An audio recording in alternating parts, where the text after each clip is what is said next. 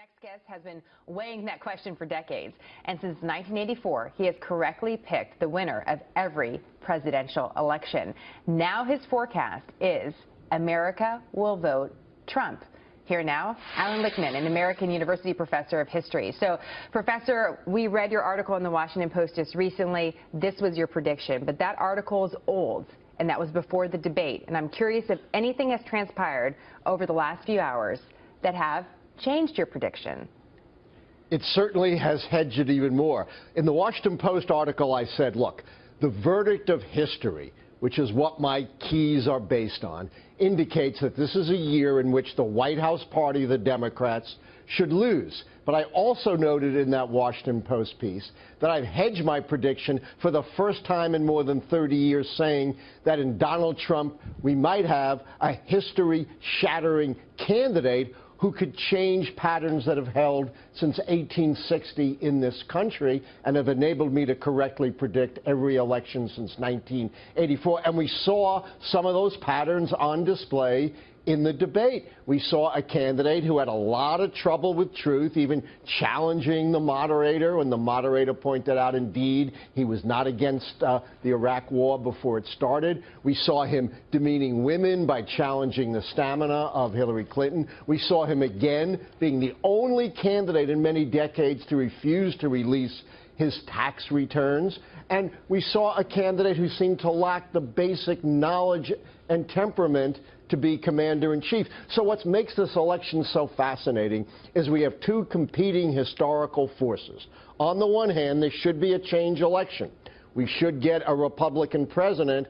But on the other hand, we have a candidate who could shatter patterns of history because of his unique status, which we saw on display last night. And we've seen throughout this campaign with statements like he's made really interesting. I don't mean to interrupt you, but that's interesting. The list that you mentioned are all things that we've discussed before in relation to Donald Trump. And so one wonders if we saw anything new last night that could change the trajectory. We don't know that yet. Let me ask you about your mythology.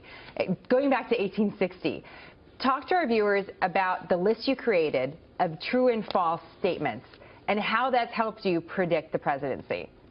Absolutely. I'm the world's only predicting historian. Historians usually, write about people and talk about people who are already dead. I don't do that. But I did that for developing my system. I developed it in 1981 by looking at every presidential election from 1860 when Lincoln won to 1980 when Reagan won, guided by the theory that presidential elections are primarily judgments on the performance of the party holding the White House. And from that study, I developed 13 true-false questions, which gauge primarily the strength and performance of the party holding the White House. And I developed a decision rule. These are true-false questions where an answer of true always favors the White House party. And the decision rule is if 6 or more of those 13 keys are false, the White House party is predicted to lose. And right now, the Democrats have exactly 6 keys counted against them. That's historical force number one. Will you change your prediction as we get closer to Election Day? Because as I look down the list, for example, social unrest is number 8. And you say there is no sustained social unrest during the term. That could be true or false.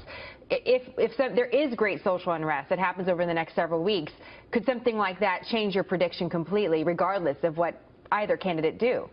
Great question, because I'm looking at fundamentals like social unrest, the economy, foreign policy, and 3 things can change. You put your finger on one, which would be another count against the Democrats, but correspondingly, one of the things that counts against the Democrats right now that could change is this tremendous surge in voting for Gary Johnson. That's bad for the party in power. He could fade away, and in addition, I do not give the party in power a major foreign policy triumph. It's possible, though, that if they succeed in driving ISIS out of Iraq before the election, and depending on how that is sold and how that is received, that could flip that key back in favor of the Democrats. So this is the most fluid political year, frankly, in the modern history of the country, and that's why you see this crazy polling. And you say it's one of the most fascinating times for you, for someone that's looked at so many different elections. absolutely right. Professor, it's great to have you on the program. We look forward to having you back. Let's check in and see what it looks like in the next couple of weeks. We'd love to have your assessment as things go closer to voting day. It's great to have you, Professor. Thank you. Great to be on, and you know where to find me.